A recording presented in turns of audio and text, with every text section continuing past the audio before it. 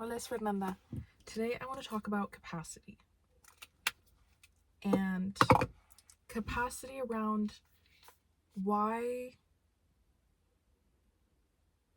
Oh, okay, this is what I wrote. Capacity can be really easy to ignore when we start to compare ourselves to other people. So I think that it's important to talk about it. And I think it starts with, we start to compare. We think we have the same time, we have the same resources, we might be the same age. And so we think, why can they do it and I can't? But the truth is that we all have different bodies, we all have different nervous systems, and we're all unique. Like, we work in different ways, and we're all going to feel pressure differently. And so even if you have the same amount of resources, or you have more time, your capacity is going to be different. And it's not wrong because it's not the same as someone else, or because you can't produce the same as someone else. And so I think instead of asking, why can they do it? Why can't I do it? It's more about shifting the perspective onto what is my capacity and what does my body need. And also reflecting on, what does it feel like when I've reached my capacity, or what does it feel like when I've reached my limit? Because I think we get burnt out because we think, I just have to go, I need to be like go. And if I lose consistency, or if I don't match what other people are doing, then I'm in the wrong, or something will go wrong, right? But that's not true. And if you can recognize when you're starting to reach capacity, it's easier to not burn out than if you just keep driving and then you just hit your limit and you're so exhausted that trying to get back into this thing that once made you feel passionate and excited, it's a lot harder to get there. Or you might hold resentment, or you might hold, or you'll just be so overwhelmed and tired that it'll take you a bit to get back to where you were. And sometimes you need that. Sometimes you need that wake-up call of like, hey dude, you need to chill out. So that you will, and you'll listen.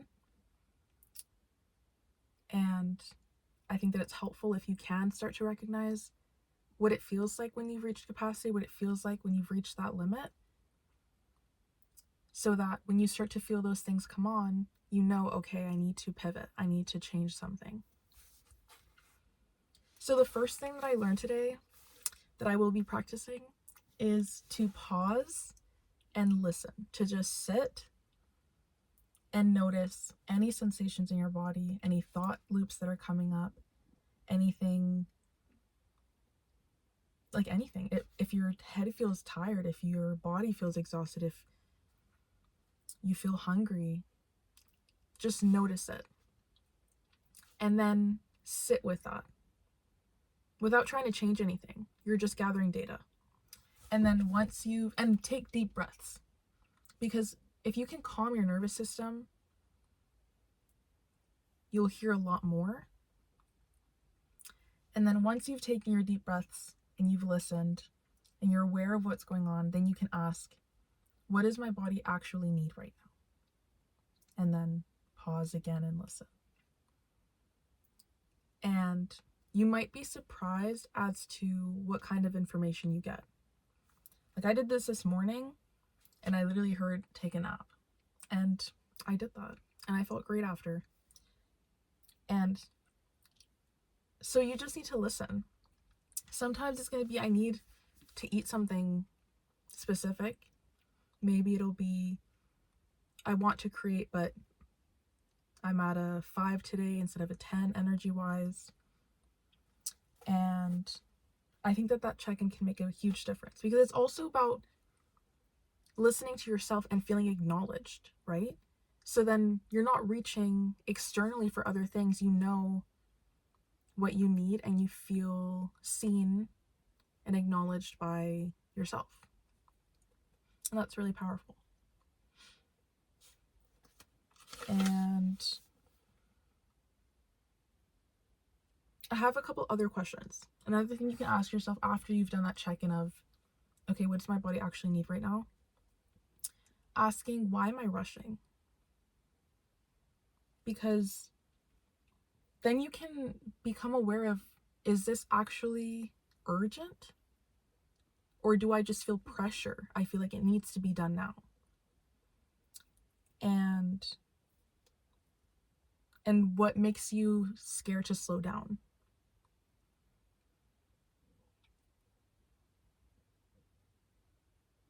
Another thing is to change what consistency means to you. So, for example, asking, how can I redefine consistency? Because maybe it's not doing the same amount every day. Maybe it's, how can I continue to come back to this thing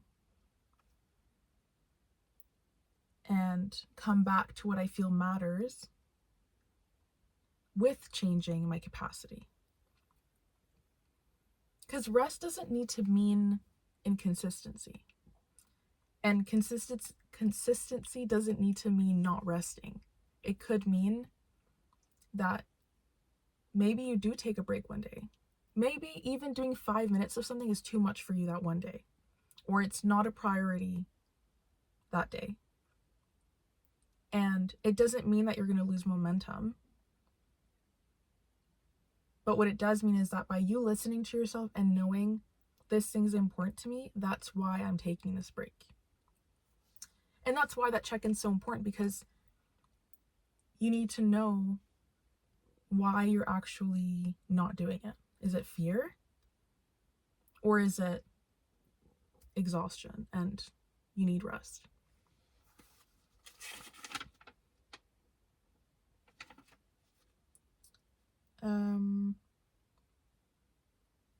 Another thing I started doing is to set out 3 tasks each day. And after you've asked yourself, what is my capacity today, then you can ask, okay, from that answer, what are 3 things that I want to accomplish today? Big or small. But when you have that list, even if it's get dressed as one of the options, then you still feel good at the end of the day. And if you did more, great. And if you could only do those 3 things, that's still good. So I'll leave you with some questions, and I'll put them in the description as well. So you can journal on, what is my capacity today? What do I actually need? Why am I rushing? And how can I redefine consistency in a way that's sustainable? So I hope that this was helpful. If anything resonated, I'd love to hear your perspective. I'm sending you lots of love, and I'll see you in the next video.